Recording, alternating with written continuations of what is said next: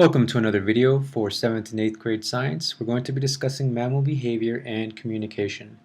This video sums up or finishes up our chapter on mammals and birds. So let's talk about the behavior. There's two specific things that we'll discuss, two types of behavior. Number one, innate behavior and learned behavior. And then at the very end I have a couple minutes where I discuss the way animals communicate. So innate behavior, these are behaviors that are inborn. They are born with these types of behaviors. Nobody has to teach them. They are encoded in the DNA of each animal from day one. So they start off right off the bat doing these behaviors. No experience with the stimuli is necessary. So for example, my little baby Jordy, from day one he had the sucking effect, okay, the sucking reflex. So he was immediately looking for something to grab onto. That's an innate behavior that he had. Okay, fish swimming is another example. Okay, you don't have to teach a fish to swim. As soon as he comes out, as soon as he comes to life, as soon as he's introduced to this world, he automatically knows how to swim. Again, going back to my baby example, little Jordy, when he needs something, when he's hungry, he cries. That's just something that's innate in him. So another example of innate behavior is a kangaroo offspring. They will instinctively crawl to the mother's pouch. Now, a kangaroo technically is not a mammal, it's a marsupial. So they develop in the pouch outside of the mom's body. But either way, it's a very instinctive behavior that they exhibit, and that they automatically know where to go and what to do. Pretty awesome. The stickleback is an example that's used in your book. They exhibit aggressive behavior with males on males. Now, they did some research with these particular fish, and they realized that when they put anything that had the color red in the tank with them, they exhibited the same aggressive behavior. And as it turns out, anything red, that triggers that response for these fish. So this is an innate behavior that's in them already, so that anytime they see that color red, they aggressively go after it. And it just so happens that the male stickleback has red in it and the female doesn't. Also, we discussed before in other videos the birds, Arctic travels, or our epic travels, or the Arctic tern and the golden plover. These animals innately know where to go. It's embedded in their DNA where to go and how to get there. Nobody teaches them or shows them how to do it. They just know how. Okay, so we had some examples of innate behavior. Now let's go ahead and go into our learned behavior. What's the difference between these two? This is behavior that results from experience or observation. This is not inherited, so it can change over time. Behaviors do not appear when animals grow up alone. They typically are learned best in groups. So a baby, whatever species we're talking about, will observe adult of its own kind, and from that and from the way they behave, they will then do the same. So for example, songs of birds, for the most part they are innate, but there are some songs and there are some types of birds that have the ability to learn, or actually they don't really know how to sing a specific song that that species is known for, so they'll just listen to the adult bird song and then they'll pick it up and learn it themselves. The lyrebird is an interesting bird. This bird has the ability to learn different sounds as it goes along. In fact, I have a quick little 3-minute video here to show you some of the cool sounds that the lyrebird learns as it basically lives. Every rock star has their groupies. But when the male superb lyrebird takes the stage, he gives new definition to the term siren song. Like many birds, his voice is a prime way to woo the ladies.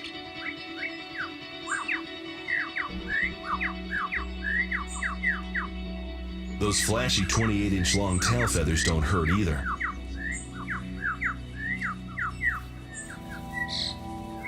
But to lure the females in close enough to admire his pretty plumage, he has to sing his heart out.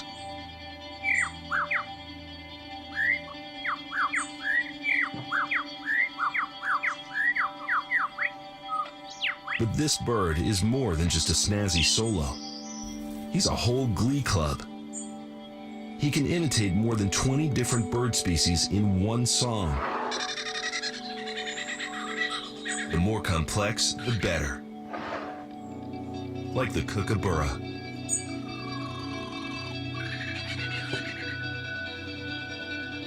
It's so convincing, it even fools the real thing.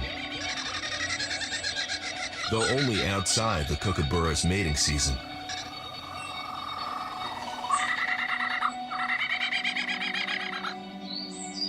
But this male doesn't just stop at bird calls. To really impress a potential mate, he breaks out the sampler. That was a camera shutter. And just to show off, he adds in the camera's motor drive. Now he's practically one of the paparazzi. The superb lyrebird can imitate nearly any sound he hears around him in the forest, though he rarely mimics man-made sounds in the wild. But when he gets his groove on, he can really let loose. A car alarm.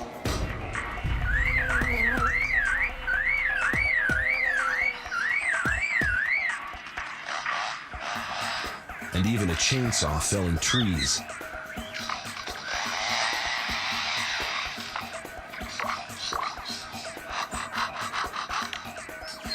Maybe he should stick with something a little more romantic.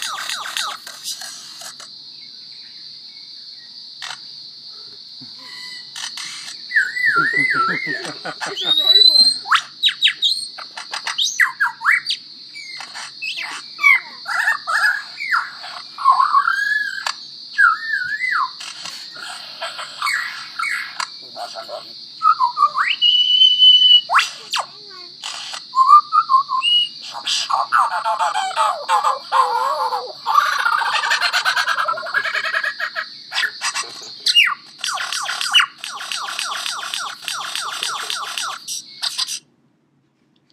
All right, what a super talented bird. Now, if you're hearing my voice right now directly after the last pause, that means I had to take the video off of YouTube. They wouldn't allow me to play it. But if you did get to watch it, then awesome. Either way, in the lecture in class, you'll get to watch it. So, a very talented bird with some learned skills there of mimicking other birds and other sounds. I think probably the saddest one is the chainsaw. The fact that it's heard the chainsaw so often that it's had time to learn and mimic its sounds. So the other type of animal behavior and communication is protecting territory. Animals are ferocious and very well known for being dangerous when it comes to this. And for the most part, animals are pretty peaceful and, until they're hungry and eating each other. As far as humans are concerned, they don't typically attack humans. And when they do, it's usually because they are protecting their territory. Animals like lions, bears, very territorial animals, protective animals. Dogs, they use their pee that has special pheromones in the pee that help to tell other dogs, hey, this is where I live, this is my community. That's one of the first things my dog did when we take him out on walks. He peed on everything all over the neighborhood. He was basically letting the other dogs in the neighborhood know that there's a new guy in town. So humpback whales also communicate with each other via song. They actually sing to each other in pitches and tones that are are transmitted throughout the ocean for hundreds of miles across, and they can hear each other and sing to each other that way. Okay, and they're typically in communities called groups. Okay, small groups. And then you have orca whales, which are called pods, and these guys also communicate in sound and in song as well. Now they don't have to have their sound travel as long a distance because these pods they actually have their own language patterns, their own eating patterns, and they remain in the same pod for life. Now this is a matriarchal. I'm hoping I'm saying that word right. Matriarchal.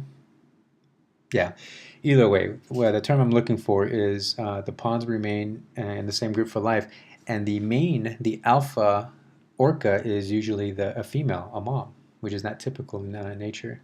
And she can live up to 80, 90 years old, and the males live around 50 to 60. And then you have dolphins. Dolphins also have a very complicated way of communicating using the air that they suck in and then their vocal cords, where they're able to make these really cool, complicated clicking and whistling sounds where they communicate with each other. And they also have sonar, where they can see through sand and they can find food in the sand. And then they can also echolocate fish, schools of fish, so that they can go after and eat.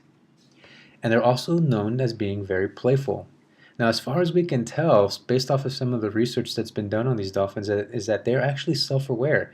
One of the few animals on the planet where when you put them in front of a mirror, they show signs of knowing exactly what they're looking at, which is themselves. So a very intelligent animal there, and it's a very friendly animal to human, and unfortunately, because of that, they end up in captivity a lot. But they're very playful with each other and how they communicate.